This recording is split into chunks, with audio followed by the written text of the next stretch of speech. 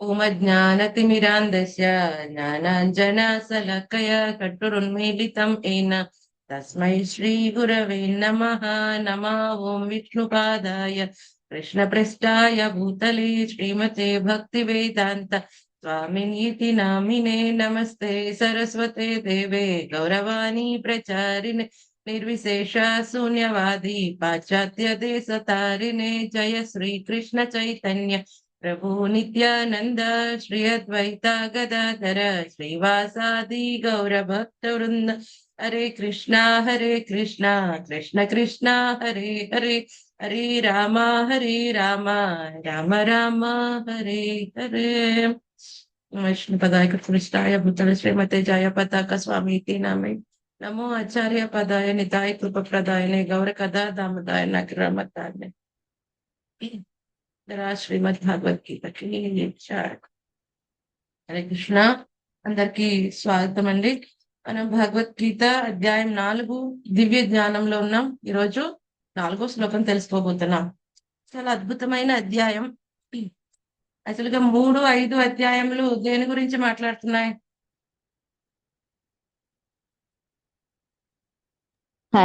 కర్మయోగం గురించి చెప్తుంది మాతాజీ. 3వ అధ్యాయం 3వ అధ్యాయంలో కర్మయోగం గురించి చెప్పారు స్వామి. ఆ కర్మయోగంలో అడ్వాన్స్డ్ వర్షన్ 5వ అధ్యాయంలో చెప్తారు. సో ఈ మధ్యలో అయిన దివ్య జ్ఞానం ఈ చాప్టర్ చెప్పాల్సిన అవసరం ఏమి వచ్చింది అంటే, సో ఏదైతే 3వ అధ్యాయంలో స్వామి 30వ శ్లోకంలో ఒక అద్భుతమైన విషయం చెప్తాడు. ఆయన ఏమంటాడు? అన్ని కర్మలు నాకే సమర్పించండి, ఎటువంటి ఫలాపేక్షంగా లేకుండా. సో ఏదైనా సరే స్వామికి మొత్తం మనం సమర్పించాలి అంటే, ఇప్పుడు ఎవరికి మీరే నెలంతా కష్టపడి సంపాదిస్తున్నారు, మొత్తం అంతా శాలరీ తీసుకొచ్చి ఇతనికి ఇవ్వండి అంటే ఆ వ్యక్తికి ఎందుకు ఇవ్వాలి? అది ఏమిస్తే ఏం జరుగుతుంది, ఇవ్వకపోతే ఏం జరుగుతుంది తెలుస్తేనే కదా ఏం చేయాలి తెలుస్తుంది వాళ్ళకి. లేకపోతే ఒకేసారి అయితే ఈ విధంగా నువ్వు మొత్తం ఇక్కడ చేయాల్సింది వచ్చిందంతా కూడా ఇక్కడ ఇచ్చేసే ఫలితం నీకు సంబంధం లేదు అంటే అదేంటయ్యా నేను కదా చేస్తున్నా ఫీలింగ్ వస్తుంది కదా. ఇట్లా ఎందుకు అతనికి అంత ప్రాముఖ్యం అంటే ఆ వ్యక్తి గురించి మనకి తెలియాలి. సెంటర్ లో నా గురించి కదా నేను ఆలోచించుకోవాలి, నా గురించి కాకుండా కృష్ణుడి గురించి ఎందుకు ఆలోచించాలండి? ఏది కరో షేజస్నాసి, ఏం చేసినా ఏం తిన్నా ఏ దానం చేసినా మొత్తం ఆయనకి సమర్పించమంటే అసలు ఆయన ఎవరో మనకి తెలియాలి కదండి. సో అందుకనే ఆ జ్ఞానం అంతా కూడా స్వామి ఈ యొక్క 4వ అధ్యాయంలో ఇస్తున్నాడు. అంతకు మించి 3వ అధ్యాయం చివరిలో 43వ శ్లోకంలో స్వామి ఏం చెప్పాడు? యొక్క కామం గురించి మాట్లాడాడు. జీవాత్మ యొక్క నిత్య వైరి ఎవరుంట? కామము. మనం అనుకుంటాం ఓ ఎదురింటి వాళ్ళు వైరం మనకి, లేకపోతే ఆ పర్సన్ నాకు శత్రువు. కానీ స్వామి ఏం చెప్తున్నాడు? జీవాత్మకి శత్రువు ఎవరు? కామము. నిత్య శత్రువు, ఎటర్నల్ వైరి, నిత్య వైరి. ఎందుకని? ఎప్పటి వరకు అయితే కామభావన మనలో పోదో అప్పటి వరకు సంసార చక్రంలోనే ఉంటాం. మరి వైరి ఎక్కడుంటాడు? ఎవరైనా శత్రువు వాడు అని తెలిసిన తర్వాత వాడిని తప్పించుకోవాలన్నా వాడిని అటాక్ చేయాలన్నా ఏంటి తెలుసుకోవాలి, ఎక్కడుంటాడు ఏంటి అన్న విషయం. సో అవన్నీ స్వామి చెప్పిన తర్వాత మరి ఏం చేయాలయ్యా, మరి ఈ కామాన్ని ఎలాగైనా నేను విడిచిపెట్టాలి అంటే స్వామి చెప్పాడు, ఆధ్యాత్మికమైన బుద్ధిచే మనసుని స్థిరపరిచి ఆ విధంగా ఈ కామం అనే శత్రువుని, అసలు దుర్జయం చాలా బలమైనది నశింపలేనిది అయినప్పటికీ కూడా దాన్ని జయించవచ్చు అని చెప్పాడు స్వామి. అందుకనే ఈ ఆధ్యాత్మికమైన జ్ఞానం ఏమిటండి? దివ్యమైన జ్ఞానం భగవంతుడి గురించి, అలాగే భగవంతుడికి జీవాత్మకున్న సంబంధం గురించి ఉన్న జ్ఞానం చాలా అద్భుతమైనది. దివ్య జ్ఞానం, ట్రాన్సెండెంటల్ నాలెడ్జ్, భగవంతుడి గురించిన జ్ఞానం చాలా అద్భుతమైనది. ఈ యొక్క 4వ అధ్యాయంలో స్వామి కొంతవరకు వివరిస్తారు తన గురించి. మళ్ళీ దీని ఎక్స్టెన్షన్ మనకి ఎగ్జాక్ట్ 7th చాప్టర్ ఏముంది? భగవద్ విజ్ఞానం. అక్కడ మళ్ళీ కంటిన్యూ చేస్తాడు ఆయన భగవంతుడి గురించి, ఆయన శక్తుల గురించి. మళ్ళీ దాని ఎక్స్టెన్షన్ మళ్ళీ 9వ అధ్యాయంలో చెప్తారు కదండి. సో ఈ విధంగా స్వామి ఇక్కడ తన గురించి మాట్లాడడం ప్రారంభించారు. సో 2వ అధ్యాయంలో శ్రీ భగవాను వాచాన దగ్గర మనం చర్చించుకుంటాం భగవాన్ క్వాలిటీస్. బట్ స్వయంగా స్వామి నోటి నుంచి మాట్లాడుతున్నాడు ఆయన గురించి విషయములు ఈ అధ్యాయంలో. చాలా అద్భుతమైన అధ్యాయం ఇది కదండి. సో ఈ యొక్క అధ్యాయం స్టార్ట్ చేశాడు స్వామి. ఏమని చెప్పాడు? అర్జున, ఈ యొక్క జ్ఞానం ఇంతకు ముందు ఇచ్చానయ్యా, ఆ యొక్క వ్యవస్వానుడైన ఆ సూర్య భగవానికి ఇచ్చాను. ఆ తర్వాత అక్కడి నుంచి మనువుకి వెళ్ళబడింది, మనువు నుంచి మళ్ళీ ఇక్ష్వాకు మహారాజుకి వెళ్ళబడింది. ఈ విధంగా పరంపరానుగతంగా ఈ జ్ఞానం ఉండబడింది. కానీ కాలక్రమేణా పరంపర విచ్ఛిన్నం అయిందయ్యా, ఈ జ్ఞానం నాశనం అయినట్లు కనిపిస్తుంది. జ్ఞానం ఎప్పుడు నాశనం అవ్వదండి. పరంపర ఎప్పుడైతే విచ్ఛిన్నం అయిపోతుందో, పరంపర అదృశ్యం అయిపోతుంది, ఇప్పుడు ఏమవుతుంది, జ్ఞానం అవ్యక్తం అయిపోతుంది. స్వామిది ఏదైనా సరే, స్వామి యొక్క ధామం గాని, స్వామి గాని ఏమవుతుంది, ఆ కరస్పాండింగ్ పర్సన్ ఎవరైతే క్వాలిఫైడ్ ఉంటే వ్యక్తం అవుతుంది, తర్వాత అవ్యక్తం అయిపోతుంది. మన బృందావన డీటీస్ కానీ, లేకపోతే ఏదైనా సరే ఆధ్యాత్మిక జ్ఞానం క్వాలిఫైడ్ పర్సన్ ఉంటే అర్చామూర్తి అయినా జ్ఞానమైనా అలా అందుతూ ఉంటుంది. లేకపోతే ఏమవుతుంది, అది అదృశ్యం అయిపోతుంది, మనకు కనిపించకుండా ఆ దాగి ఉంటుంది. అందుకని స్వామి ఏమన్నాడు, ఈ యొక్క జ్ఞానం పరంపర విచ్ఛిన్నం అవటం కారణంగా మళ్ళీ నువ్వు క్వాలిఫైడ్ పర్సన్వి.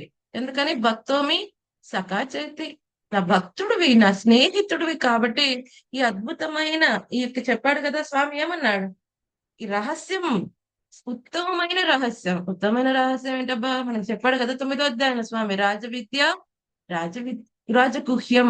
ఏమిటంటే అది అన్ని విద్యల్లో కల్లా రాజు వంటిది, అన్ని రహస్యముల్లో కల్లా రహస్యమైనది ఏమిటి, శుద్ధ భక్తి గురించిన జ్ఞానం కదండి. భగవంతుడికి శరణాగతి సంబంధించిన జ్ఞానం, ఆ జ్ఞానాన్ని ఇస్తున్నానయ్యా అని క్లియర్ గా చెప్తున్నారు. ఎందుకనంటే నువ్వు క్వాలిఫైడ్, నువ్వు అర్థం చేసుకోగలవు కాబట్టి ఈ జ్ఞానం ఇస్తున్నా. గురువు ఎప్పుడైనా సరే మనకు కొన్ని విషయాలు చెప్పట్లేదు అనుకోండి, దాని అర్థం ఏంటి, గురువుకి రాదని కాదు, మనం క్వాలిఫైడ్ కాదని అర్థం, మనకు చెప్పిన అర్థం కాదని అర్థం. సో ఎవరికైతే ఏబిసిడిలో రావో అని వాళ్ళ దగ్గర కూర్చుని లిటరేచర్ గురించి మాట్లాడేస్తున్నాను అనుకోండి, ఇంగ్లీష్ లిటరేచర్ గురించి, పోయట్రీ గురించి, వాళ్ళకి ఏమైనా అర్థం అవుతుందా, ఏం అర్థం కాదు. అదేంటి మా టీచర్ ఏం మాట్లాడట్లేదు వాటి గురించి, ఎందుకంటే నీకు ఏబిసిడీలు కూడా రావు కాబట్టి మాట్లాడట్లేదు, అంతే తప్ప వాళ్ళకి రావని కాదు కదండి. సో ఆ యొక్క శిష్యుడి యొక్క పాత్రని చూసి గురువు అంతవరకు ఇస్తూ ఉంటారు, వాళ్ళు క్వాలిఫైడ్ అయ్యా కాదా.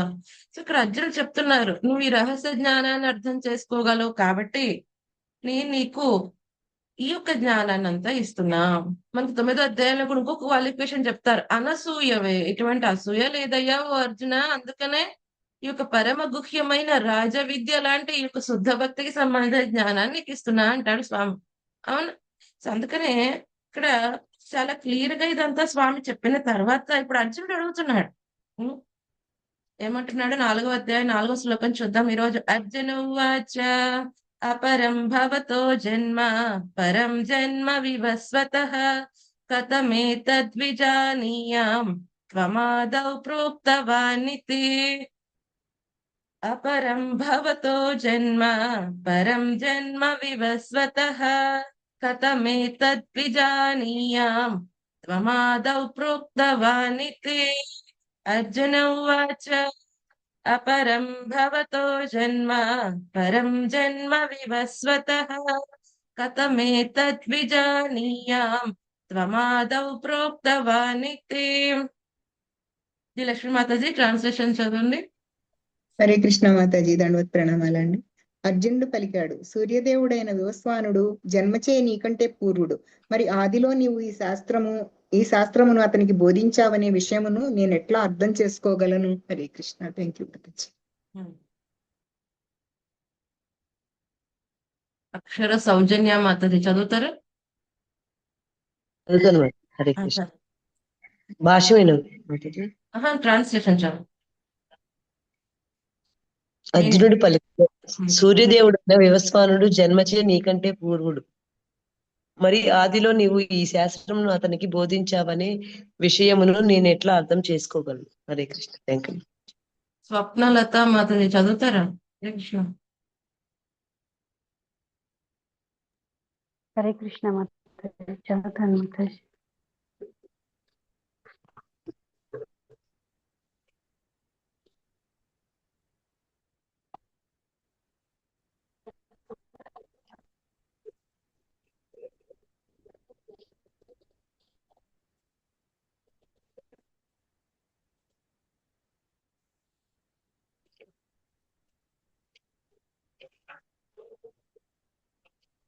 సూర్యదేవుడైన వివస్వానుడు జన్మచే నీకంటే పూర్వుడు,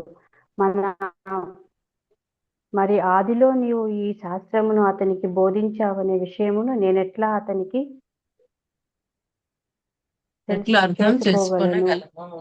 హరే కృష్ణ మాతాజీ. హరే కృష్ణ. సో స్వామి ఇంత అతను అద్భుతంగా చెప్పాడు. ఏమంటున్నారు, నీ యొక్క జ్ఞానం ఇది చాలా రహస్యమైనది, మళ్ళీ నువ్వు క్వాలిఫైడ్ కాబట్టి నీకు ఇస్తున్నా, ఇవన్నీ చెప్పారు. సో ఒక శిష్యుడి యొక్క బాధ్యత ఏమిటి? ఇక్కడ రెండు విషయాలు ఉన్నాయి ఈ యొక్క శ్లోకంలో మనం తెలుసుకోవాల్సిన రెండు విషయాలు. గురువు చెప్తున్నప్పుడు సందేహం వస్తే ఎలాగ అడగాలి, గురువు దగ్గర ఏ విధంగా ప్రస్తావించాలి, అది ఒక్క విషయం. రెండవది, భక్తుడు అర్జునుడు మరి ఎందుకు ఇంత సందేహం పెట్టి అడుగుతున్నాడు, ఈ రెండు విషయాలు మనం ఈ యొక్క శ్లోకంలో నేర్చుకోవాల్సిన విషయంలో. సో మొట్టమొదటిది, సో ఏదైనా సందేహం వస్తే ఛాలెంజింగ్ యాటిట్యూడ్ తో అడగకూడదు గురువు దగ్గర. ఓ అదెలా చెప్తారు మీరు ఇలాగా? డిమాండ్ నోట్స్ అడగకూడదు. మన వాయిస్ లోనే అర్థమైపోతుంది, మనం మాట్లాడే పదములతోనే అర్థమైపోతుంది. మన ఆ టీచర్ ని డిమాండ్ చేస్తున్నామా, ఛాలెంజ్ చేస్తున్నామా, లేకపోతే ఏదైనా సందేహం ఉంటే నివృత్తి చేసుకునే ప్రయత్నం చేస్తున్నామా. కొంతమంది మనం చూస్తూ ఉంటాం, ప్రశ్న కేవలం ఆ టీచర్ కి వచ్చో లేదో తెలుసుకుందామని అడుగుతారు. ఎంత ఉంది టీచర్ కి జ్ఞానం, ఎందుకంటే వాళ్ళు అదే ప్రశ్న చాలా మంది దగ్గర అడిగేసి ఉంటారు, వాళ్ళకి సమాధానం తెలిసి ఉంటుంది. బట్ ఈ టీచర్ ఏం చెప్తారో చూద్దాం, ఈవిడికి లెవెల్ ఎలా ఉందో చూద్దాం కదండి. కొంతమంది ఆ గురువు దగ్గర నేర్చుకునేటప్పుడు గురువు దగ్గర నుంచి జ్ఞానం తెలుసుకోవాలని ఉద్దేశం ఉండదు, గురువుని టెస్ట్ చేసే ప్రయత్నం చేస్తాం. యాక్చువల్ గా గురువు టెస్ట్ చేయాలి డిసిపుల్ ని, శిష్యుడిని. కానీ కొంతమంది ఉంటారు, వాళ్ళు ఏం చేస్తారు, గురువుని టెస్ట్ చేసే ప్రయత్నం చేస్తూ ఉంటారు, గురువుకి రేటింగ్ ఇస్తారా, ఇలా చెప్పారు, బాగా చెప్పారు, మీరు అది కూడా చెప్పుండొచ్చమ్మా, ఇలా అనుకోవచ్చా, అలా అనుకోవచ్చా. ఇదేమిటి, గురువుకి వీళ్ళు రేటింగ్ ఇస్తూ ఉంటారు, గురువుని టెస్ట్ చేస్తూ ఉంటారు. సో ఇది కరెక్ట్ పద్ధతి కానే కాదు కదండి. మనకు ఆచార్యులు చక్కగా చెప్తారు, గురువు దగ్గరికి వెళ్ళినప్పుడు ఓన్లీ ఒక ఇంద్రియం పనిచేయాలి, ఏంటి, చెవు మాత్రమే పనిచేయాలి. సందేహం వస్తేనే నోరు తెరవాలి, అంతే తప్ప మిగతా అప్పుడు ఎప్పుడు పడితే అప్పుడు నోరు తెరిచామని గురువు అడిగినప్పుడు చెప్పాలి. గురువు అడిగినప్పుడు కాకుండా మనం ఎప్పుడు పడితే అప్పుడు నోరు తెరుస్తున్నాం అంటే ఏంటది. దాన్ని ఎలా అంటారంటే, హనుమంతుడు ముందు చిన్న కోతి పిల్ల వెళ్ళి డాన్స్ చేసినట్టు ఉంటుంది అనమాట. అంత తప్ప వేరే గొప్ప విషయం ఏమీ కాదు, అది హాస్యాస్పదం. అందరికీ తెలుస్తుంది అది హాస్యాస్పదం అని. కానీ ఆ చిన్న కోతి పిల్ల అనుకుంటుంది నేనేదో విన్యాసాలు చేస్తున్నా అని. కానీ మిగతా వాళ్ళందరికీ తెలుసు అది జోకర్ అయిపోయింది అక్కడ ఆ చిన్ని కోతి పిల్ల అని కదండి. సో ఈ విధంగా గురువు దగ్గరికి వెళ్ళేటప్పుడు మనం ఛాలెంజింగ్ టోన్ వాడకూడదు, అలాగే ఛాలెంజింగ్ గా అడగకూడదు.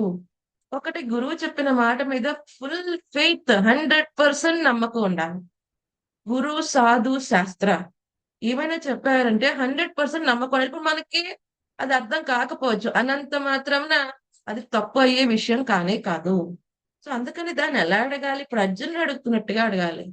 అందుకనే భగవద్గీత 4వ అధ్యాయం 34వ శ్లోకంలో క్లియర్ గా చెప్పాడు స్వామి, తద్విద్ధి పనిపాతేన పరిప్రశ్నేన సేవయ ఉపదేశంతి తే జ్ఞానం జ్ఞానిన తత్వదర్శిన పరిప్రశ్నేన. సో పరిప్రశ్నేన ఎగ్జాక్ట్ మీనింగ్ మీరు చూస్తే ఏమని రాస్తారు, వినయపూర్వకంగా ప్రశ్నలు అడగాలి. ఏదో గురువు మీద సందేహంతో కాదు, లేకపోతే గురువు ఇచ్చిన స్టేట్మెంట్ మీద మనకు సందేహం కాదు, అది మనకి అర్థం చేసుకునే సమర్థత లేదు. సో దానిని ఎలా అర్థం చేసుకోవాలండి గురువు గారు, అలా అడగాలి. కేవలం శరణాగతి ఒకటే సరిపోదు, అనుకువతో సేవ చేయాలి. ఎప్పుడైనా తెలియదు ఉంటే పరిప్రశ్న ఎలా, ఒకేసారి అయితే ఆయన ఏదో చెప్పాడు నాకు అర్థం కాదు వదిలేయటం, అలా కూడా కాదు. కొంతమంది ఏమనుకుంటారు, అడిగితే ఏమనుకుంటారు, అందరిలో అడిగితే అందరూ అనుకుంటారు, ఓ ఇన్నేళ్ళ బట్టి భక్తి చేస్తుంది, ఈ విషయం కూడా తెలియదు అనుకుంటారు, అందుకని నేను అడగను.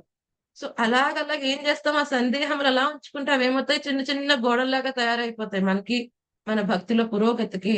అందుకని సందేహ నివృత్తి చేసుకోవడంలో ఎటువంటి తప్పు లేదు, కానీ సందేహం అడిగే తరీకా ఒక పద్ధతి అనేది ఉంటుంది కదండి. అది వైష్ణవులతో మనం డీల్ చేసేటప్పుడైనా, మన ఆధ్యాత్మిక ఆచార్య శిక్షా గురువు దీక్షా గురువు ఎవరితో డీల్ చేసేటప్పుడు ఒక వైష్ణవ సదాచారం అనేది ఉంటుంది.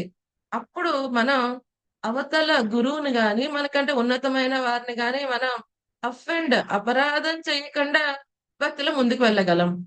లేకపోతే మనం అడిగిన ప్రశ్న చాలా సంశయంగా, లేకపోతే వినే విద్యార్థులతో లేకపోతే అక్కడే మనం అపరాధం చేస్తాం అనుకోండి, గురువు మనకి సంపూర్ణమైన కరుణ మన మీద ప్రసాదించరు కదండి. సో అందుకనే అర్జున్ చాలా అద్భుతంగా అడుగుతున్నాడు, అయ్యా నువ్వు చెప్పావు వివస్వానుడి దగ్గర, ఇక్కడ ఏమంటున్నారు, వివస్వానుడు నీకంటే ముందు ఉన్నవాడు, పూర్వుడు, మరి అటువంటి అప్పుడు నువ్వు అతనికి జ్ఞానం ఎలా ఇచ్చి ఉంటావు, ఎందుకంటే ఇప్పుడు మన కృష్ణ నువ్వు నేను కూడా చాలా ఒకే వయసు వాళ్ళం ఆల్మోస్ట్, మరి వివస్వానుడు ఎప్పుడూ ఉన్నవాడు, మరి అతనికి నువ్వు ఎలా చెప్పి ఉన్నావు ఈ జ్ఞానం. దాన్ని ఏమంటున్నాడు ఆయన, కథం ఇంత ద్విజానీయం, కథం ఎట్లా, ఎలా నేను దీన్ని విజానీయం అవగతం చేసుకోగలను? కృష్ణుడిని ఏమి సందేహించట్లా, ఇది అసాధ్యం అనట్లేదు. నేను ఎలా అర్థం చేసుకోవాలి ఈ విషయాన్ని? సో కృష్ణుడి పట్ల సందేహం లేదు. కృష్ణుడి యొక్క సామర్థ్యం, ఓ కృష్ణుడు చేయలేడు ఇది ఏదో చెప్తున్నాడంతే అలా అనుకోవట్లేదు. కృష్ణ నువ్వు చెప్పింది అర్థం చేసుకోవడానికి నేను ఏ విధంగా ఆలోచించాలి, ఏ విధంగా అయితే నువ్వు చెప్పిందని నేను అర్థం చేసుకోగలను అందుకని అంటున్నాడు కదా, విజానీయం ఏ విధంగా అయితే నేను దీన్ని అవగతం చేసుకోగలను, అర్థం చేసుకోగలను చెప్పండి. ఎందుకంటే గురువు గారు చక్కగా చెప్తారు. గురువు గారు ఏదైనా చెప్పారంటే వెరీ క్రిస్టల్ క్లియర్ గా ఉంటుంది. ఒక్కోసారి మనకే కనిపించదు, మనకి అందులో మీనింగ్ అర్థం కాదు. గురువు గారు ఏదైనా ఒక పని చెప్పారనుకోండి, అది చాలా క్లియర్ గా అందులోనే ఏం చేయాలని ఉంటది. కానీ మనం ఏం చేస్తాం, మనకు ఒక స్పెక్స్ పెట్టుకుంటాం. ఓకే ఈ పని ఇలాగే చేయాలి. సో రోజు ఒక రకమైన పూలల మాలలు కడుతున్నారు మీరు, మీరు రోజ్ ఫ్లవర్స్ తోనే కడుతున్నారు అనుకోండి. సో ఆ రోజు స్పెసిఫిక్ గా ఆయన ఈ రోజు మల్లె పూలతో మాల కట్టు అని చెప్పారు. కానీ మనం ఓవర్లుక్ చేసాం అనుకోండి, మాల కట్టుకున్నారు అంతే కదా, సరే మాల కట్టేద్దాం. సో తర్వాత గురువు గారు అడుగుతారు, మల్లె పూలతో మాల రెడీ చేసావా కృష్ణుడికి? అదేంటండి మాల కదా చెప్పారు, అందుకని రోజు కట్టేటట్టు మాల కట్టేశారు. అయ్యో కానీ నేను చెప్పింది మల్లెపూలతోనయ్యా, అది చూడలేదండి, రోజు ఇలా చేస్తాం కదా ఇదే కదా అని. మరి స్పెసిఫిక్ గా గురువు గారు మెన్షన్ చేయటం ఎందుకు మెసేజ్ లో? సో ఇది ఓవర్లుక్ అన్నమాట. ఏం చేస్తాం మనం, ఇది రోజు చేసే కదా ఇదే చెప్తారు గురువు గారు. గురువు గారు ఏం చెప్తారు కూడా మనమే ఊహించేసుకుంటాం. గురువు గారు రోజు చెప్పింది ఈ రోజు పర్టికులర్ గా ఒక విషయం చెప్పారు అంటే అందులో ఒక స్పెసిఫిక్ ఇన్స్ట్రక్షన్ ఉంది, అవునా కదండి? సో ఒక్కొక్కసారి గురువు డైరెక్ట్ గా ఏదైనా ఇన్స్ట్రక్షన్ ఒక పర్సన్ కి ఇవ్వలేనప్పుడు ఏం చేస్తారు, గురువు శిష్యులు అందరూ ఉన్నప్పుడు ఒకేసారి చెప్పేస్తారు. కానీ ప్రాబ్లం ఏంటి, మనం అనుకుంటాం మనం చాలా ఎక్స్పర్ట్స్, ఇది నాకు సంబంధించింది కాదు, మిగతా వాళ్ళందరి గురించి చెప్తున్నారు గురువు గారు. నేను వచ్చి ఆల్రెడీ 10 ఏళ్ళు అయిపోయింది కదా, నేను ఎక్స్పీరియన్స్ నా కోసం కాదు. సరే గురువు గారు చెప్తున్నారంటే అర్థం ఏంటి, అందులో చాలా మల్టిపుల్ మెంబర్స్ కి అది అందుతుంది. సో ఎక్స్పెషల్లీ ఎప్పుడైనా సరే మన శిక్షా గురువులు కానీ దీక్షా గురువులు కానీ ఎప్పుడైనా సరే ఏదైనా చెప్తున్నారు అంటే మనం ఒకే అండర్స్టాండింగ్ తో ఉండాలి. ఇది నాకు సంబంధించిన ఇన్స్ట్రక్షన్, నాకే చెప్తున్నారు డైరెక్ట్ గా, పైన మన పేరు రాసుకోవాలి, కింద మన గురువు పేరు రాసుకోవాలి, నాకే చెప్తున్నారు డైరెక్ట్ గా ఇన్స్ట్రక్షన్. ఒకసారి హోల్నేస్ రాధనా స్వామి మహారాజ్ గారి దగ్గరికి ఒక వ్యక్తి వస్తారు అనమాట. భాగవతం ప్రవచనం అయిపోయిన తర్వాత మహారాజ్ ఏదైనా పర్సనల్ ఇన్స్ట్రక్షన్ ఉంటే ఇవ్వండి.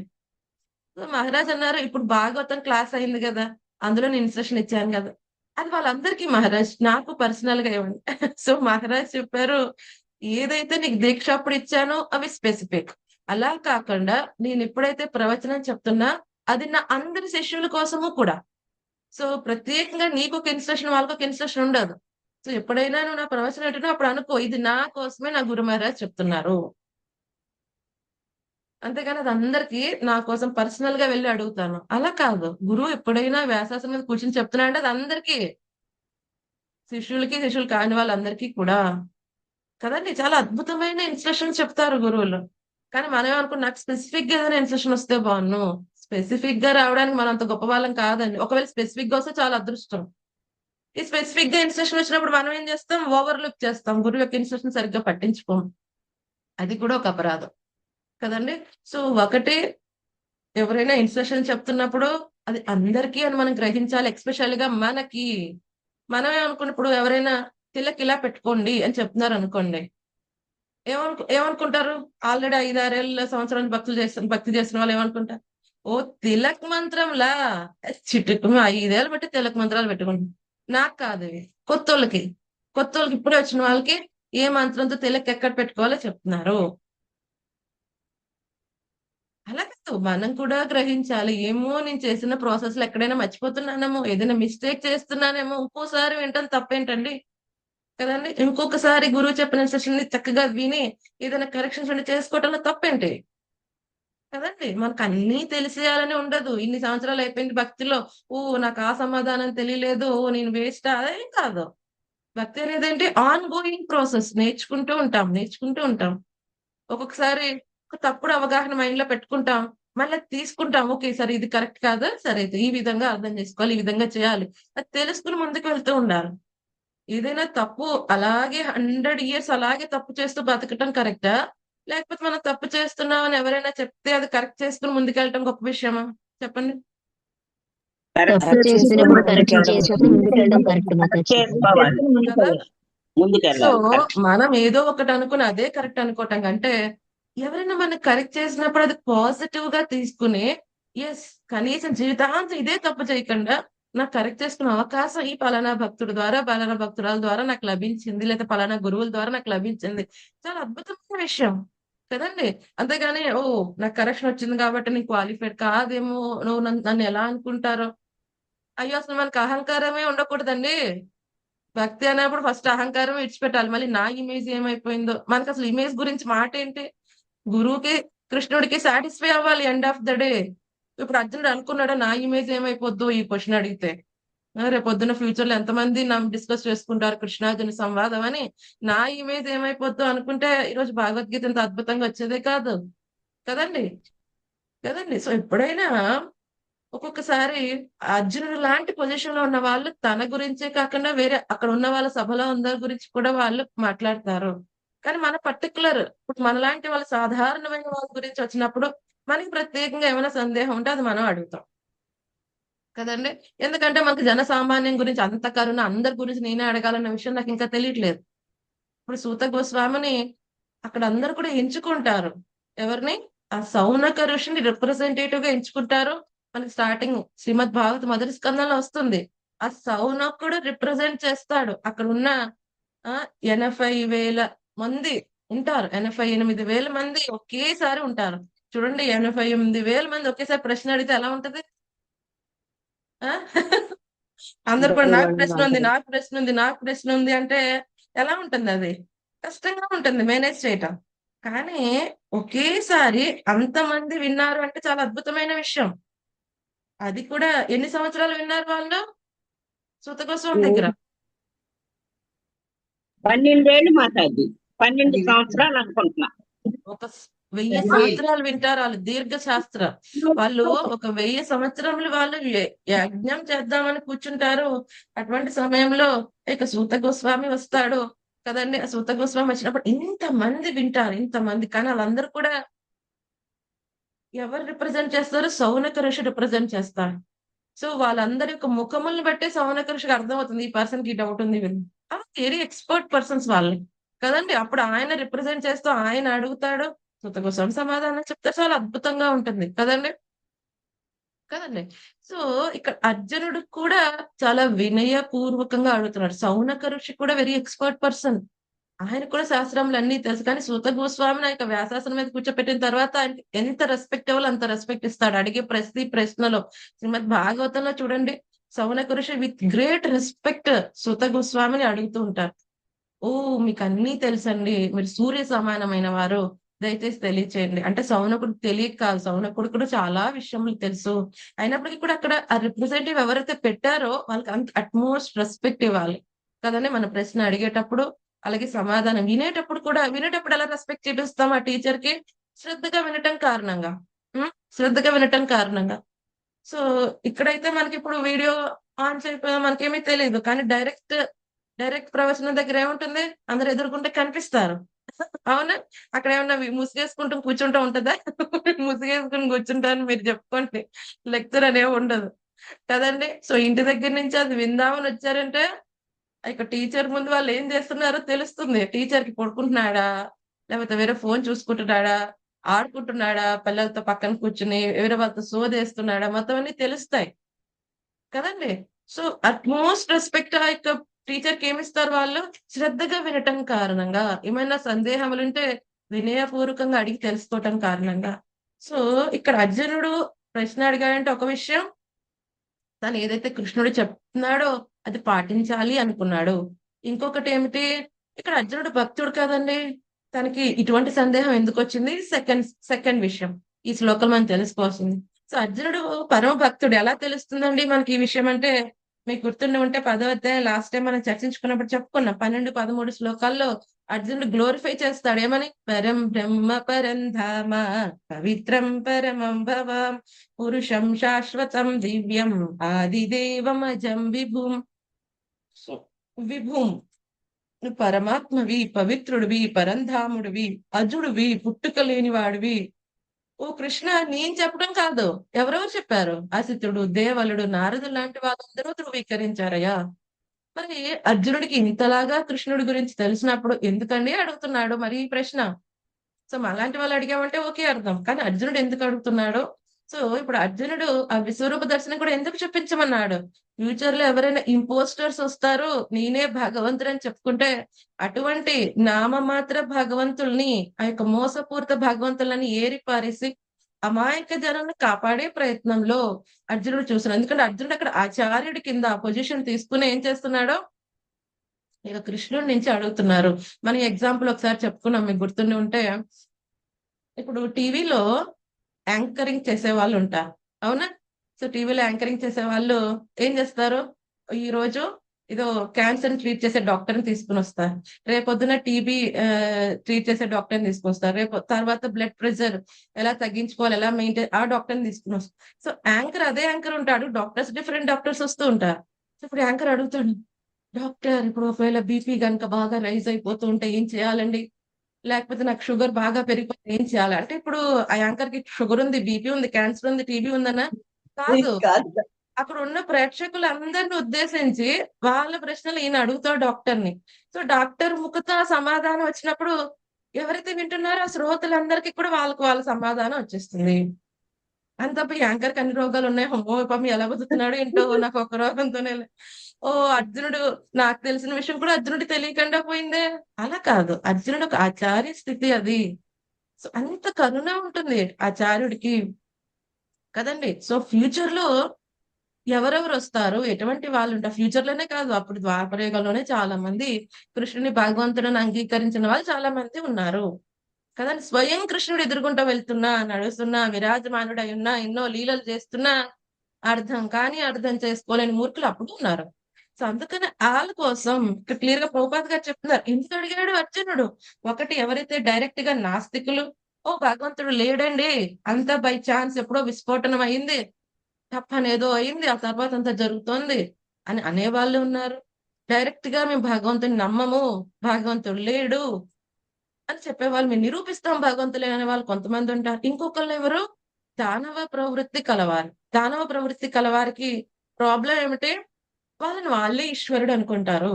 ఇప్పుడు హిరణ్యకశిపుడు, రావణాసురుడు ఎగ్జాంపుల్స్. వాళ్ళు భగవంతుని యాక్సెప్ట్ చేయలేరు. రావణాసురుడు అయితే శ్రీరామాన్ని పలకడానికి కూడా చాలా ఇబ్బంది పడేవాడు.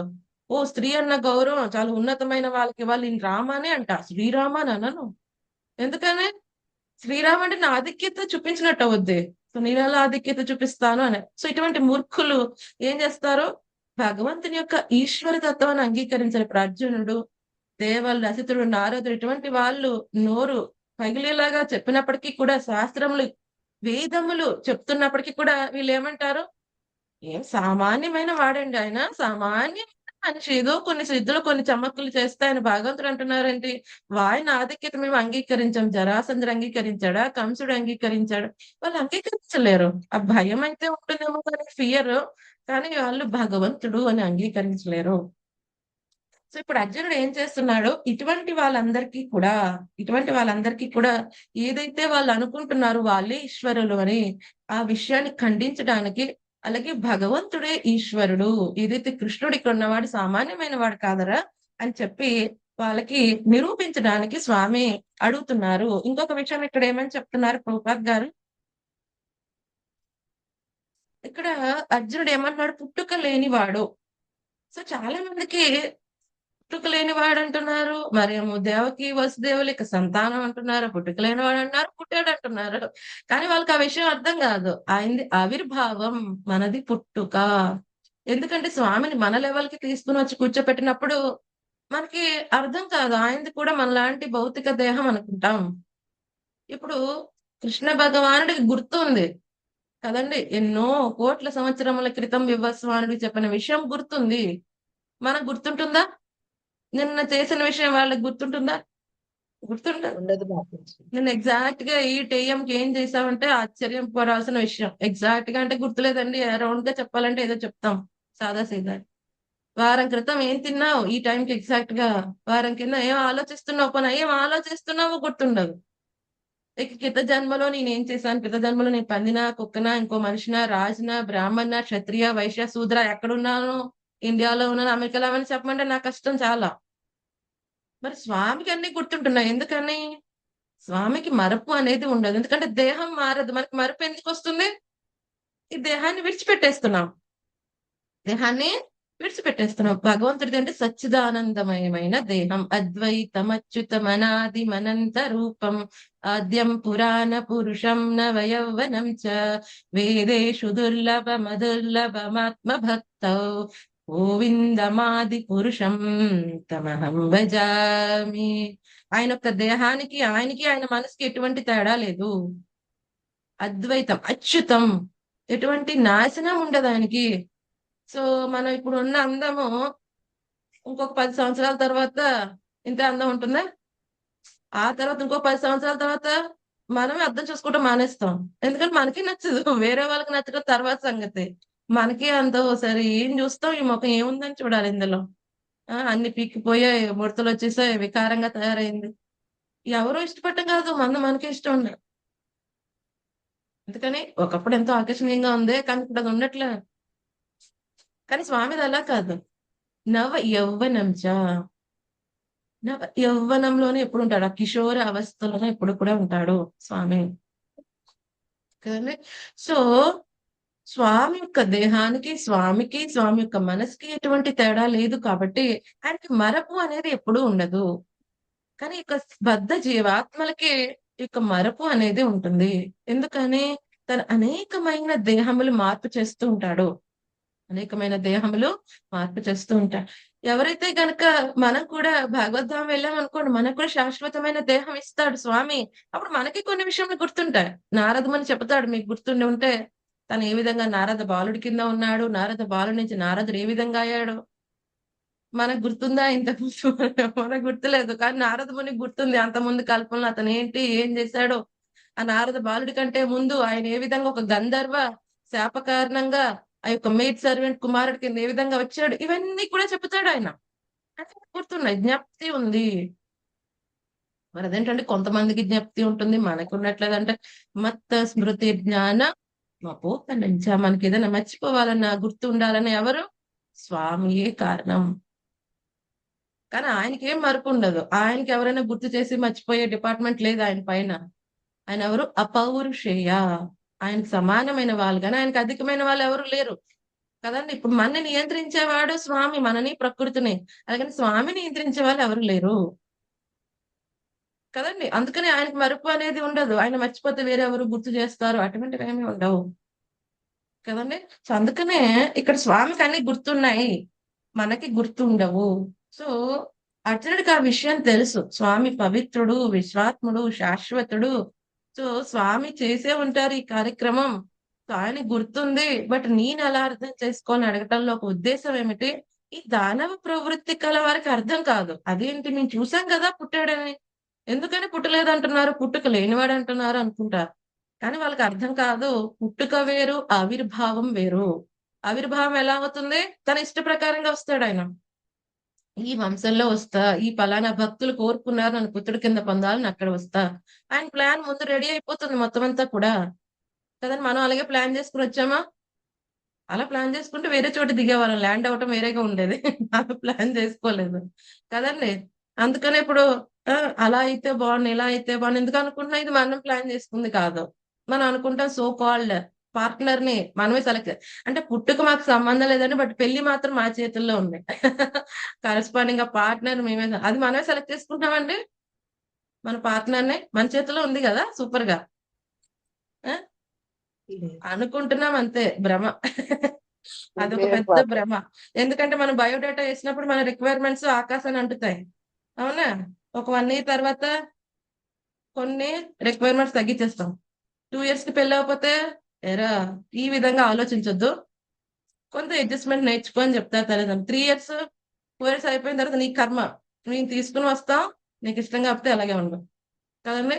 సో ఆ తర్వాత పెళ్లి అవుతుంది కదండి. అలాగే అవుట్ సైడ్ వాళ్ళు కూడా అంతే, అటు సైడ్ వాళ్ళు కూడా ఎంతో చెక్ చేసి ఎక్కడికి వస్తారు. సో ఏదైతే ఏ జీవాత్మకి రుణానుబంధం ఉన్నదో వాళ్ళే కనెక్ట్ అవుతారు ఫైనల్ గా. మనం అనుకుంటాం ఏదో మనం చేస్తున్నామని, కానీ ఆ పర్సన్ కనెక్ట్ అయ్యేంత వరకు, ఆ టైం వచ్చేంత వరకు మనం చేసే ఆట అన్నమాట, అంతే కదండి. మనం కూడా మన పిల్లలు యొక్క ఇప్పుడే పుట్టాలి, అప్పుడు పుట్టాలి మనం డిసైడ్ చేస్తాం అనుకున్నాం, కానీ ఒక్కొక్కసారి ఆ ఉమ్ము నీరు కారిపోతుంది, ముందే హాస్పిటల్ తీసుకెళ్తారు కదండి. సో మనకేం చేత ఆ టైం కి మనం ఫిక్స్ చేసుకున్నది, వాళ్ళు రావాల్సిన టైం 1 అయితే 2 మ్యాచ్ అవుతాయి తప్ప, లేకపోతే ఏమీ లేదు కదండి. సో మనదంతా కూడా ఆల్రెడీ ప్రీ ప్లాన్డ్. ఎవరు ప్రీ ప్లాన్ చేస్తున్నారు మనది? మనకి తెలియకుండా ప్రకృతి. ప్రకృతి ఎవరు చెప్తే చేస్తుందా? ఆ యొక్క భగవంతుడు. కర్మన దైవ నేత్రేన, పరమాత్మ జ్ఞానం ప్రకారం ప్రకృతి ఆ జీవాత్మని ఫలానా ఒక తల్లి గర్భంలోకి ఎంటర్ చేసి, ఫలానా దేహం, ఓ కళ్ళు ఇలా ఉండాలి, ముక్కు చితికిపోయి ఉండాలి, లేకపోతే కళ్ళు ఈ విధంగా ఉండాలి, ఇంత పొట్టిగా ఉండాలి, ఇంత పొడుగు, ఎగ్జాక్ట్ ఏదైతే మన కర్మ ఫలితంగా రావాలో అటువంటి దేహం మాత్రమే మనకి ఇస్తుంది. దానికంటే ఎక్స్ట్రా గానీ తక్కువ గానీ ఇవ్వదు. అలాగే అంత సమయం ఉండాలి ఈ దేహం, వాడికి అంత సమయమే ఇస్తుంది. మనం ఎక్స్టెండ్ చేసుకోవడం తగ్గించుకోవడానికి మన చేతిలో ఉండదు. కానీ స్వామిది అలా కాదే. స్వామి సచ్చిదానందమయమైన దేహం. మనది ఎటువంటి దేహం? అసత్, అచిత్, నిరానంద. అసత్ అంటే శాశ్వతం కానిది, అచిత్ ఎటువంటి జ్ఞానము లేనిది, జ్ఞానపూర్ణం కానిది. ఇంకొకటి ఏమిటి? నిరానంద. ఈ దేహం నాకు ఎప్పుడూ ఆనందం ఇస్తుంది అన్న వాళ్ళు ఎవరైనా ఉన్నారా? ఎవరు మాట్లాడు అట్లీస్ట్ బంగారులో 30 ఏళ్ళు 40 ఏళ్ళ తర్వాత మాత్రం ఈ మాట చెప్పే ధైర్యం ఎవరికి ఉండదు. ఏదైనా చిన్నప్పుడైతే ఓ నా దేహం సూపర్ బాడీ బిల్డింగ్ అండి, చాలా బాగుంది, పరిగెత్తుతున్నా అనొచ్చు. కానీ ఒక 30-40 ఇయర్స్ తర్వాత ఒక వ్యక్తి దగ్గరికి వెళ్ళి అడగాలి, నీ దేహం ఎంత ఆనందాన్ని ఇస్తుందంటే అప్పుడు వాడు ఏడుస్తాడు కదండి. సో ఇది నిరానంద. కానీ స్వామిది ఎప్పుడు ఎలా ఉంటుంది? సచ్చిత్ ఆనందమయం కదండి. ఇటువంటిది దేహం అయింది. కానీ ఇది ఇక్కడ ప్రభుపాద్ గారు చెప్తున్నారు, వాళ్ళకి ఇది అర్థం కాదు. ఇక్కడ అదే చెప్తున్నారు. అతడు నిత్యుడైన ఆది పురుషునిగా మరియు దేవదేవునిగా నిలిచినట్టు ఎట్లు సాధ్యమైనో సామాన్య మానవునకు బోధపడని విషయం. అందుకని వాళ్ళందరినీ ఉద్దేశించి అర్జునుడు ఈ ప్రశ్న అడిగాడు. ఒకటేమిటి? ఈ అసురులకి దానవ ప్రవృత్తి గల వారికి స్వామి గురించిన విషయం స్వామి మాటల చేత చెప్పిద్దాము, అప్పుడైనా వాళ్ళకి అర్థం చేసుకుంటారు, లేకపోతే మూర్ఖులు అర్థం కావట్లేదని. రెండవది ఏమిటి? సామాన్య మానవులకి ఇది అర్థం కాని విషయం. ఓ వాళ్ళకి అర్థం కాక ఏం చేస్తారు? సో ఎవరైతే గనక భగవంతుడి పట్ల అసూయ కలిగి ఉన్నవారు ఏం చేస్తారు? ఇక్కడ ప్రభుపాద్ గారు చెప్తున్నారు, వక్ర భాష్యం చెప్తారు వాళ్ళు. వక్ర భాష్యం అంటే వాళ్ళ మానసిక కల్పనల ద్వారా ఏదో ఒకటి చెప్తారు వాళ్ళు. నేను ఒకసారి విన్నాను, ప్రభుజీ చక్కగా షేర్ చేస్తున్నారు. ఆ ఒక వ్యక్తి ఏదో భగవద్గీత ప్రచారం చేస్తున్నాడు, పరమ ప్రామాణికమైనది ఏం కాదు. జస్ట్ తనకి వచ్చినట్టుగా చెప్పేస్తున్నాడు, జనాలు కొంతమంది పోగా వింటున్నారు. సో వాళ్ళు ఒక వ్యక్తి అడిగాడంట, మీరు రాసలీల కృష్ణుడి గురించి చెప్పండి అని అంటే, ఈ వ్యక్తి చెప్పాడంటే రాసలీల కృష్ణుడు వేరు, భగవద్గీత చెప్పిన కృష్ణుడు వేరు అని మాట్లాడుతున్నా అంట. సో అప్పుడు ప్రభుజీ చెప్తున్నారు, వాళ్ళకి అసలు పూర్తిగా అవగాహనే ఉండదు. బట్ వాళ్ళు కృష్ణుడి గురించి వాళ్ళు డిక్లేర్ చేసేస్తారు, కృష్ణుడు ఇలాగా, కృష్ణుడు అలాగా, మనం భగవద్గీత కృష్ణుడిని ఫాలో అవ్వాలి, రాసలీల కృష్ణుడు వేరు, ఇటువంటి రకరకములైన విషయం మాట్లాడుతూ ఉంటారు జనములు కదండి. ఎందుకంటే వాళ్ళకి ఎగ్జాక్ట్ గా ఎక్స్ప్లెయిన్ చేయడం తెలియదు స్వామికి ఈశ్వర తత్వం. అందుకని వాళ్ళు ఏదో ఒకటి చెప్తారు. కొంతమంది ఏం చెప్తారు? నిరాకార బ్రహ్మజ్యోతి నుంచి కృష్ణుడు పుట్టుకొచ్చాడు, ఇప్పుడు ఏదో చెప్పాడు, మళ్ళీ వెళ్ళి నిరాకార బ్రహ్మజ్యోతిలో కలిసిపోతాడు, ఈ విధంగా మాట్లాడుతూ ఉంటారు. కానీ స్వామి క్లియర్ గా చెప్తున్నాడు 14వ అధ్యాయం చివరిలో, ఆ యొక్క బ్రహ్మజ్యోతికి కూడా నేనే ఆధారం. ఎందుకని? బ్రహ్మజ్యోతి దేహం కాంతి, భగవంతుడి యొక్క దేహం కాంతి బ్రహ్మజ్యోతి కదండి. సో ఆ యొక్క బ్రహ్మజ్యోతి పరమాత్మ వీటన్నిటికీ ఎవరు? స్వయం భగవంతుడే కారణం. అందుకని బ్రహ్మేతి పరమాత్మేతి భగవాన్ ఇది సభ్యతే. 3 ఫీచర్స్ లో భగవంతుని అర్థం చేసుకుంటారు. కానీ సంపూర్ణంగా అర్థం చేసుకున్న వాళ్ళు ఎవరు? ఎవరైతే ఆయన భగవాన్ అని అర్థం చేసుకున్నారు. సో అందరూ అర్థం చేసుకోలేరు. కాబట్టి స్వామి అడుగుతున్నాడంటే, ఇక్కడ ప్రభుపాద్ గారు 3 రీజన్స్ చెప్పారు.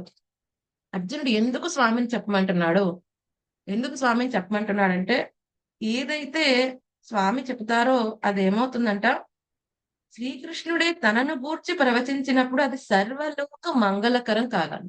ఏమవుతుందంట? కృష్ణుడు తన గురించి చెప్పినప్పుడు అది చాలా మంగళకరమైన విషయం అవుతుందంట, ఆస్పీషియస్ అందరికీ కూడా. అది కృష్ణుడు చెప్పినప్పుడే కాదు, కృష్ణుడి గురించి మన ఆధ్యాత్మిక ఆచారాలు చెప్పినప్పుడు కూడా అది మంగళకరమైన విషయం. కదండి. రెండవది ఏమిటంట, ఎప్పుడూ కూడా భక్తులైన వారు కృష్ణుడు చెప్పే వాటిని చక్కగా హృదయానికి తీసుకుంటారంట. ఎందుకని వాళ్ళ హృదయంలో ఎటువంటి ద్వేషం గాని, అసూయ గాని కృష్ణుడి పట్ల లేదు. దాన ప్రవృత్తి కలవారు ఏమనుకుంటారు, ఓ అన్ని నేనే అంటున్నాడు, నీటిలో రుచి నేనే అంటున్నాడు, అగ్నిలో ఉష్ణ నేనే అంటున్నాడు, మనిషిలో సామర్థ్యం నేను అంటున్నా, మరి నేనేంటో ఇలా మాట్లాడుతుంటారు. ఎవరు? ఎందుకని దాన ప్రవృత్తి వాళ్ళు కలవారు యాక్సెప్ట్ చేయలేరు ఎవరిని, కృష్ణుణ్ణి. ఆయన ఈశ్వరుడు, ఆయన మీదే మొత్తం ఆధారపడిందన్న విషయాన్ని వాళ్ళు యాక్సెప్ట్ చేయలేరు.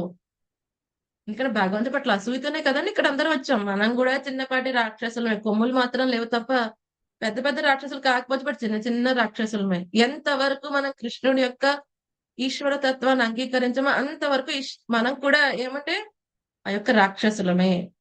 కొమ్ములు ఉంటేనే రాక్షసులు కాదండి. ఎంతవరకు కృష్ణుని అంగీకరించట్లేదు అంతవరకు వాడు రాక్షసుడే. వాడి ప్రవృత్తి అలాగే ఉంటుంది. ఎంతవరకు మన ఇంద్రియ తృప్తి గురించి ఆలోచిస్తాం అంతవరకు మన రాక్షస ప్రవృత్తి పెరుగుతూ ఉంటుంది. ఎంతవరకు మన కృష్ణుడి యొక్క ఇంద్రియాలను సంతృప్తి పరిచే ప్రయత్నం చేస్తాం మనలో ఉన్న అసుర ప్రవృత్తి పోయి స్లోగా అది దైవ గుణ లక్షణాలు డెవలప్ చేసేది అవుతుంది. భగవంతుని యొక్క ప్రాప్తం కలిగించేది అవుతుంది కదండి. సో ఆ విధంగా మన యొక్క చైతన్యం అనేది ఉండాలి. మూడవది ఏమని చెప్తున్నారు, మూడవ రీజన్ కృష్ణుని అడగటానికి అర్జునుడు అంటే, భక్తులు ఇక్కడ చెప్తున్నారు ఏమంటున్నారు, శ్రీకృష్ణుని కూర్చి అధికాధికముగా తెలియగోరి ఉన్నందునే భక్తులు అతని ప్రామాణిక వచనమును సర్వదా భక్తితో మన్నింది. ఏదైనా సాటిస్ఫాక్షన్ ఉంటుందా భక్తులకి? అమ్మయ్య మనకుందా? ఇప్పుడు ఇది 4గోసారి భగవద్గీత, వద్దు బాబాయ్ అంటున్నారు ఎవరైనా? అనట్లేదు. ఇంకొకసారి 5వసారి భగవద్గీత స్టార్ట్ చేసినా ఇంకా శ్రద్ధగా వింటాం, అందులో ఎటువంటి సందేహం లేదు. ఎందుకని భక్తులకి ఆయన గురించి తెలుసుకోవాలి, ఇంకా ఇంకా వినాలి అన్న ఆతృత, ఉత్సాహం అనేది ఉంటుంది. అందుకనే భగవద్గీతలో స్వామి ఏం చెప్పాడు 10వ అధ్యాయం 9వ శ్లోకంలో, మచ్చిత్త మద్గత ప్రాణ బోధయంచ పరస్పరం కథయంతస్య మాం భక్త్యా తుష్యంతి చ రమంతి చ. ఏం చేస్తారు భక్తులు? ఒకరు మాట్లాడుకుంటారు, చర్చించుకుంటూ ఉంటారు, ఒకరు చెప్తారు, ఒకరు వింటారు. వాళ్ళకి ఏమవుతుంది, మన శాంతి లభిస్తుంది, దివ్యమైన ఆనందాన్ని పొందుతారంట.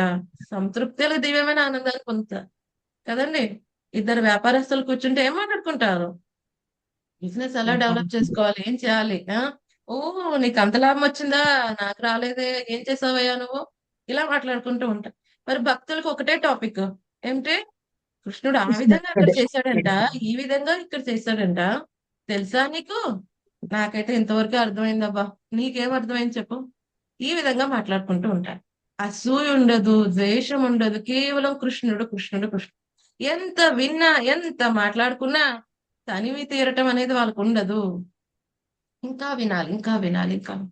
ఇది ఒక రీజన్ అని ప్రభుపాద్ గారు చెప్తున్నారు. సో 3 రీజన్స్ ఏంటి, ఒకటే కృష్ణుడు స్వయంగా తన గురించి తను మాట్లాడుతున్నప్పుడు లోక మంగళకరం. రెండవది ఏమిటి, భక్తులు ఆయన యొక్క మాటల్ని హృదయానికి వెంటనే తీసుకుంటారు ఎటువంటి సందేహం లేకుండా. ఎవరైతే దానవ ప్రవృత్తి గలవారు, కృష్ణుడి పట్ల సందేహం ఉన్న వాళ్ళకి సందేహ నివృత్తి అనేది జరుగుతుంది. సో ఇక్కడ సందేహ నివృత్తి అయిన తర్వాత వాళ్ళు ఏమని అర్థం చేసుకుంటారంట, భగవంతుడు మానవాతీతుడు, అలాగే సచ్చిదానందమయుడు, త్రిగుణాతీతమైన వాడని వాళ్ళు అర్థం చేసుకుంటారంట వినటం కారణంగా, వాళ్ళు కూడా శ్రద్ధగా. మూడవది ఏమిటి, భక్తులైన వారికి తనివి తీరదు, ఇంకా చెప్పు కృష్ణ వింటాను, ఇంకా చెప్పు కృష్ణ వింటాను అని వాళ్ళకి ఇంకా వినాలి అనిపిస్తుంది. సో ఈ విధంగా 3 రీజన్స్. ఒకటి, ఈ విధంగా అర్జునుడు మొత్తం అందరి యొక్క బెనిఫిట్ కోసం అడుగుతున్నాడు. ఆ విధంగా కృష్ణుడే డైరెక్ట్ గా తన గురించి మాట్లాడితే అది ఫైనల్ స్టేట్మెంట్, ఇంకా అందులో మార్చటం అనేది ఏమీ ఉండదు, తప్పు అయ్యే అవకాశమే లేదు కదండి. సో ఈవెన్ ఇప్పుడు ఒకసారి ప్రైమ్ మినిస్టర్ గారు ఏం చేశారు, డిమానిటైజేషన్ చేశారు, ఈ నోట్స్ ఇంకా పని చేయమని చెప్పారు, అవునా? ఆయన వచ్చి స్టేట్మెంట్ ఇచ్చాడు, దానికి వాల్యూ ఉంటుంది. అలాగే ఇప్పుడు నేను వెళ్ళి ఈ రోజు నుంచి ఈ 100 రూపాయలు కానీ 50 రూపాయలు కానీ పని చేయవు అని ఆర్డర్ చేశాను అనుకోండి, దానికి ఏమైనా వాల్యూ ఉంటుందా? నెక్స్ట్ డే నుంచి ఎవరైనా బ్యాన్ చేసేస్తారా? ఉండదు మాతాజీ, ఉండదు. అది ప్రైమ్ మినిస్టర్ చేస్తుంది ఫైనల్, ఇంకా ఆయన ఆల్రెడీ డిసైడ్ అయ్యి ఉన్నాడు, దానికి ఏం మార్పు ఉండదు. డిమానిటేషన్ మానిటైజేషన్ ఏదంటే అది కన్ఫర్మ్. అలాగే కృష్ణుడు ఏదైనా చెప్పాడు అది ఫైనల్. కృష్ణుడు ఎప్పుడైనా ఇది నా అభిప్రాయం అంటున్నాడు అంటే అది ఫైనల్ స్టేట్మెంట్. ఇక దానిపైన ఎవరు తీయటం పెట్టడం అటువంటివే ఉండవు కదండి. సో అందుకని కృష్ణుడి చేత చెప్పించే ప్రయత్నం చేస్తున్నాడు ఆయన. ఇదే విషయం కాదు, మనకి 10వ అధ్యాయంలో భగవద్ విభూతులన్నీ విన్న తర్వాత అది ఆడియో మొత్తం అంతా వింటాడు. తర్వాత ఏంటి, స్వామి విశ్వరూపం చూపించండి, వీడియో కూడా అడిగాడు. ఎందుకని, ఏమి కృష్ణుడి పట్ల సందేహం కాదు, ఎవరైతే మేమే కృష్ణుడితో సమానం, మేము కృష్ణుడు అని చెప్పుకునే వాళ్ళందరి కోసం ఒక ఛాలెంజ్ లాంటిది. ఓ అవునా, అయితే కృష్ణుడు గోవర్ధన ఎత్తాడు, విశ్వరూపం చూపించాడు, నువ్వు కూడా చూపించు కదండి. సో అప్పుడు వాళ్ళు మాట్లాడలేకపోతారు. సో అటువంటి సామాన్యమైన వాళ్ళందరినీ సేవ్ చేయటం కోసం, దానవ ప్రవృత్తి గల వారికి ఇంకొక ఛాన్స్ ఇవ్వటం కోసం, వాళ్ళ యొక్క చెడు ఆలోచన ప్రవృత్తి నుంచి, కృష్ణుడి పట్ల ద్వేషం నుంచి వాళ్ళు బయటికి తీసుకురావడానికి, అలాగే భక్తులకి దివ్యమైన ఆనందం. వాళ్ళకేం తనివి తీరదు అసలు, ఎంత విన్నా. ఇంకో 10 అధ్యాయంలో కృష్ణుడు చెప్పినా వాళ్ళు ఎంతో ఆనందంగా వింటారు. కాబట్టి సో అందులో ఇటువంటి ప్రాబ్లం, భక్తులకి ఎటువంటి ప్రాబ్లం లేదు. ఎవరైతే దాన ప్రవృత్తి గల వారికి అడ్వాంటేజ్, సామాన్యమైన వారికి ఇంకా మంగళకరం. సో ఈ విధంగా అందరికీ అన్ని విషయాలే ఎంతో అద్భుతమైన విషయం కాబట్టి అర్జునుడు ఈ విధంగా ప్రస్తావించడం అనేది జరిగింది. సో మనం ఈ విధంగా 2 విషయములు తెలుసుకున్నాం ఈ యొక్క శ్లోకంలో. ఒకటి ఏంటి, ఏ విధంగా ప్రశ్నించాలి గురువుని. రెండవ విషయం ఏమిటి, ఎందుకు అర్జునుడు ప్రశ్నించాడు, ఎవరి కోసం ప్రశ్నించాడు. సో ఆ ప్రశ్నించడం కారణంగా కృష్ణుడు స్వయంగా మాట్లాడితే వచ్చే ఫలితం ఏమిటి, ఇవన్నీ కూడా మనం చక్కగా చర్చించుకున్నాం. ఎందుకంటే ఇక్కడ సామాన్యమైన వారికే కాదండి కృష్ణుడి యొక్క లీలలు. ఆ బ్రహ్మగారికి కష్టం అర్థం చేసుకోవటం. అవునా, రీసెంట్ గా మనం చర్చించుకున్నాం బ్రహ్మ విమోహన లీల. పురుషోత్తమ మాసం అంతా కూడా బ్రహ్మస్తుతి ప్రేయర్స్ అన్ని చదివాం. బ్రహ్మగారికి అర్థమైపోయినాయా భగవంతుడి గురించి పూర్తిగా, ఆయనకే అర్థం కాలేదు, ఆయనకే మోహం కలిగింది. ఓ ఇంత చిన్న పిల్లవాడు, ఈయన భగవంతుడికి అవకాశం ఏముంది. ఆ భక్తులు అర్థం చేసుకోకపోవడం వేరే విషయం, భక్తులకే మోహం కలిగించేలాగా ఉంటాయి. ఎందుకని కుంతి మహారాణి ఏం చెప్తుంది, నటు నాట్యధరు, very expert artist, very expert artist. So మనకి మన పక్కింటి ఆయనే ఏంటి ఆయన గురించి మొత్తం తెలిసినప్పటికీ కూడా, సో ఒక్కొక్కసారి వాళ్ళ మేకప్ ఎలా ఉంటుందంటే, వాళ్ళు స్టేజ్ నుంచి వచ్చి తప్పిన తర్వాత నేనే రోల్ ప్లే చేశాను, ఆ బిచ్చగాడి రోల్ నేనే ప్లే చేశాను. అవునా, మీరు కోటీశ్వరుడు కదండి, మీరు ఆ బిచ్చగాడి రోల్ ప్లే చేస్తారు మాకు తెలియదండి, అందుకని గుర్తుపట్టలేకపోయాం, ఐడెంటిఫై చేయలేకపోయాం. బట్ కానీ మీరు జీవించేసారు, నిజంగా బిచ్చగాడే అనుకున్నాం, ఎక్కడి నుంచి తెచ్చేసారో అనుకున్నాం అని మనం ఆశ్చర్యపోతాం కదండి. సో మన భౌతిక ప్రపంచంలో ఎవరైనా ఒక రోల్ ఎంత ఎక్స్పర్ట్ గా ప్లే చేస్తారంటే, వాళ్ళ ఇంట్లో ఫ్యామిలీ మెంబర్స్ కనిపెట్టలేకపోతారు, పక్కింటి వాళ్ళు వెరీ క్లోజ్ ఫ్రెండ్స్ కనిపెట్టలేకపోతారు. అటువంటిది స్వయం దేవాది దేవుడు అతను ఒక మానుష రూపంలో వచ్చేదైనా లీల చేస్తూ ఉంటే ఎంత ఎక్స్పర్ట్ గా చేస్తాడు అంటే అందరు కన్విన్స్ అయిపోతారు, ఈయన మానవుడే, మనలాంటి వాడే, చిన్న పిల్లవాడే. కానీ ఆయన ఎప్పుడు కూడా భగవంతుడే, ఈశ్వరుడు. ఆయన ఒక నెల ఉన్నప్పుడైనా ఈశ్వరుడే.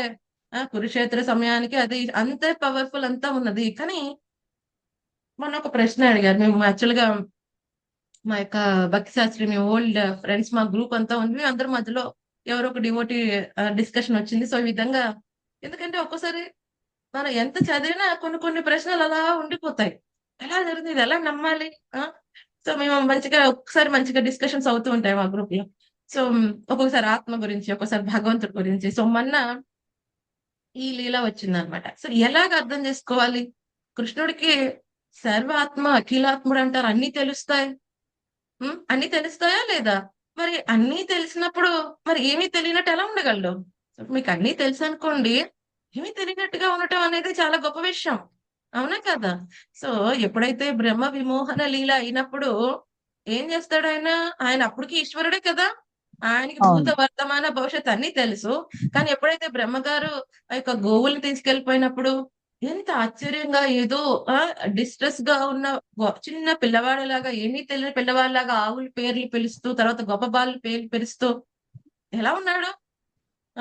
సో ఆయన మొత్తం ఎప్పటికీ ఈశ్వరుడు అయితే గనక, మరి ఆ క్షణంలో ఏమీ తెలియనట్టు ఒక కన్ఫ్యూజ్డ్ బాయ్ కింద ఎలా ఉండగలిగాడు, ఇది ఎలా సాధ్యం.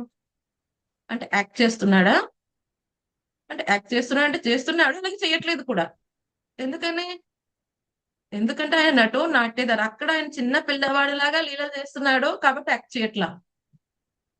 అలాగనే అసలు యాక్ట్ చేయట్లేదా, లేదు చేస్తున్నాడు. ఆయన ఈశ్వరుడు ఎలా యాక్ట్ చేస్తున్నాడు, చిన్న పిల్లవాళ్ళే యాక్ట్ చేస్తున్నాడు. కానీ చిన్న పిల్లవాడిగా ఉన్నప్పుడు ఏం యాక్ట్ చేయట్లేదు, చిన్న పిల్లవాడిగా ఉన్నప్పుడు చిన్న పిల్లవాడిలాగానే ప్రవర్తిస్తున్నాడు. అక్కడ ఈశ్వర దత్తం తీసుకురావట్లేదు. అందుకనే ఆ లీల అంత రసవత్తరం అయిపోయింది.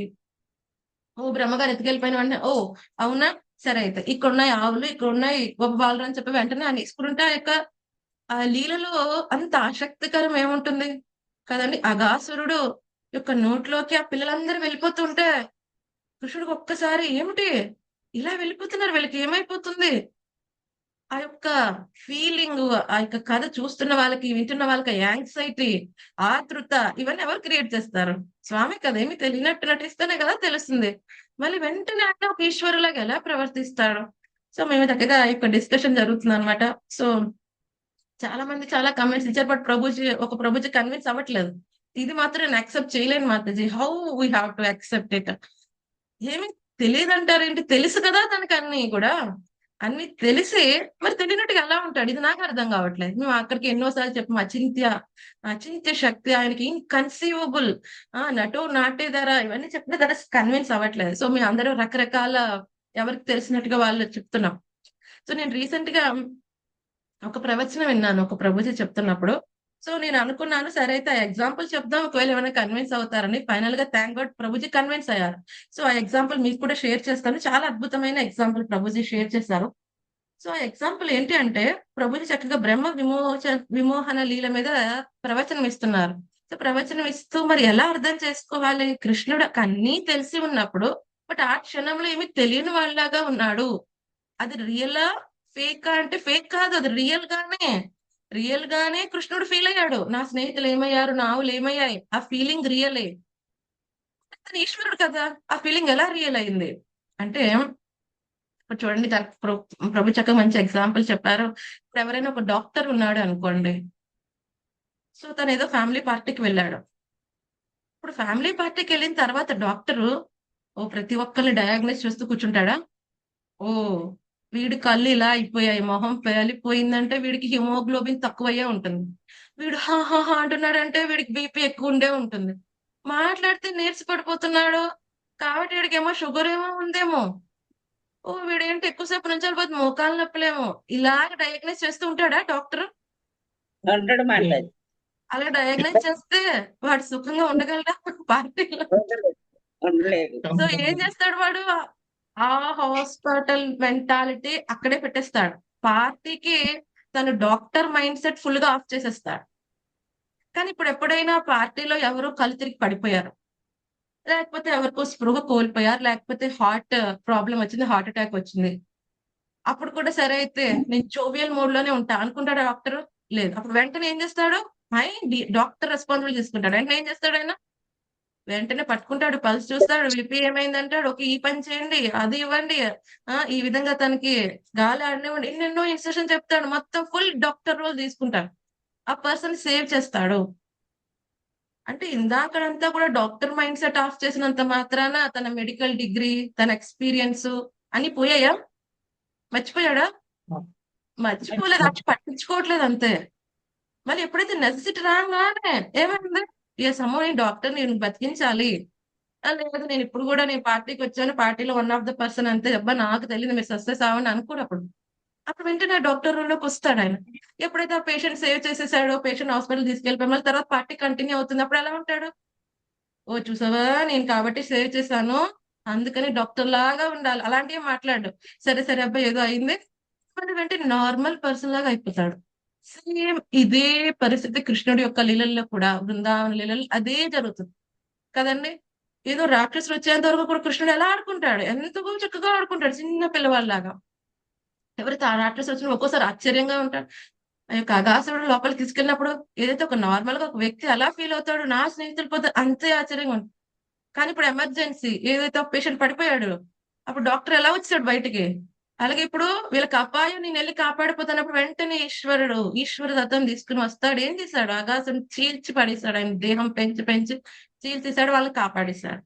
సో ఎప్పుడైతే వాళ్ళు స్పృహ వచ్చిన తర్వాత మళ్ళీ వాళ్ళతో అలా ఉన్నాడు, నేను కాపాడని చూసారా, అలా మాట్లాడాడు? ఏమీ లేదు.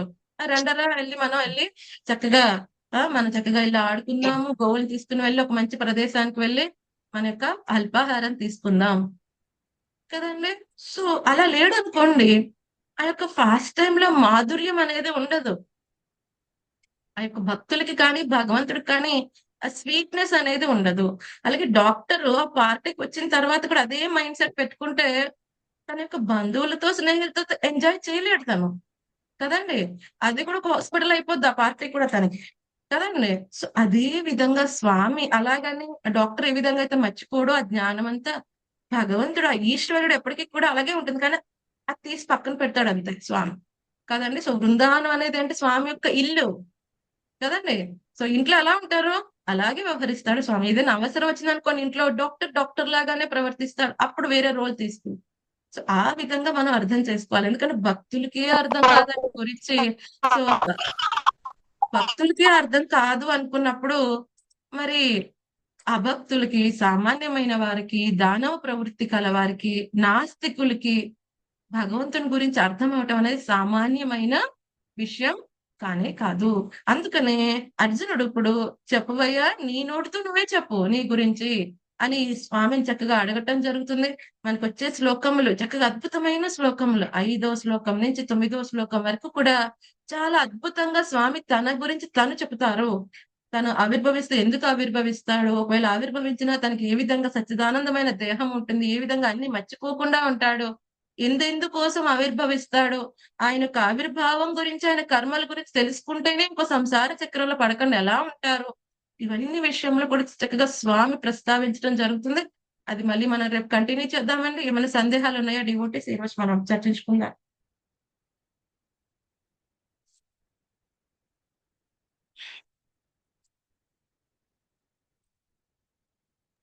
చాలా బాగుంది మాతాజీ. చాలా వివరణ. అంటే కృష్ణుడు నిజంగానే ఎలా మర్చిపోతాడు, ఆయన భగవంతుడు కదా, ఆయన ఎలా ఫీల్ అవుతారనేది చాలా బాగా చెప్పారు మాతాజీ. హరే కృష్ణ మాతాజీ, ధన్యవాదాలు. ధన్యవాదాలు. హరే కృష్ణ. ధన్యవాదాలు. హరే కృష్ణ మాతాజీ, దండ ప్రణామం. ధన్యవాద ప్రణాళి డివోటీస్. ప్రణామాలు. ధన్యవాద ప్రణామం. డాక్టర్ ఎగ్జాంపుల్ తో బాగా అర్థమయ్యేటట్లు చెప్పారు మాతాజీ. ధన్యవాదాలండి. So thanks to Prabhuji. Prabhuji ఎవరు నేను సడన్ గా క్లాస్ వింటున్నాను. మంచి ఎగ్జాంపుల్. చాలా చాలా బాగా చెప్పారు. చాలా నాకు అర్థమైందండి. కూడా నాకు ఇదివరకు ఏమనుకునేదాన్ని, నాకేమైనా అర్థం కాకపోతే ఇన్కన్సీవబుల్, అచింత్యం అంతే. ఇంకా అంతే స్వామి అంటే అంతే అనుకునేదాన్ని. బట్ ఇప్పుడు ఈ ఎగ్జాంపుల్ చెప్పినప్పుడు నిజమే కదా, అవును ఇంతే కదా. డాక్టర్ మన ఇంట్లో డాక్టర్ ఉన్నా అలాగే ఉంటాడు కదా. ఇంటికి వచ్చిన తర్వాత నా చేయి పట్టుకుని అవన్నీ చూస్తాడా? చూడు. మామూలుగా ఫ్రెండ్లీగా మాట్లాడతారు. అలా పట్టుకుని చూస్తే మనం వెళ్ళి ఆ డాక్టర్ తో ఫ్రీగా ఉంటాము. అమ్మో ఇప్పుడు నా చెయ్యి చూసి ఏమంటదో, కన్ను పీకి ఏమంటదో, నేను ఈ పర్సన్ తో మాట్లాడినబ్బా నాకు సంబంధం లేదు అని చెప్పి అవాయిడ్ చేస్తాం. అలాగే చాలా బాగా ఫ్రెండ్లీగా ఉంటే మనం ఏం చేస్తాము, చక్కగా ఉంటాం. మనకి ఏదైనా ప్రాబ్లం వచ్చింది కాపాడుతాం. రైట్. చాలా బాగా అర్థమైంది మాతాజీ. ధన్యవాదాలండి. దండవత్ ప్రణామాలు. హరే కృష్ణ. సో ఇప్పుడు మనం ఒక విషయం షేర్ చేయాలి.